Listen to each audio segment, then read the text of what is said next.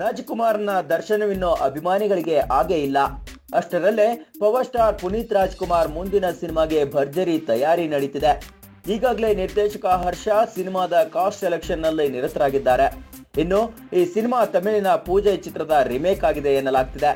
ಪೂಜೈನಲ್ಲಿ ವಿಶಾಲ್, ಶ್ರುತಿ Haasan heroine ಆಗಿ ಕಾಣಿಸಿಕೊಂಡಿದ್ರು. ಇದೀಗ ಪುನೀತ್ಗೆ ಕನ್ನಡದಲ್ಲಿ ಶ್ರುತಿ ಹಾಸನ್ ಯಾರಾಗಲಿದ್ದಾರೆ ಅನ್ನೋ ಮಾಹಿತಿ ಹೊರಬಿದ್ದಿದೆ.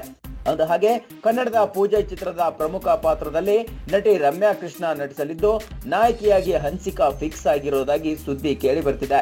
ಆದ್ರೆ ಇನ್ನು ಕನ್ಫರ್ಮ್ ಆಗಿಲ್ಲ. ಇನ್ನು ಈಗಾಗಲೇ ಮಿಲ್ಕಿ ಬ್ಯೂಟಿ ಹನ್ಸಿಕಾ ಜೊತೆ ಅಪ್ಪು ಬಿಂದಾಸ್ ಸಿನಿಮಾದಲ್ಲಿ ನಟಿಸಿದ್ದಾರೆ.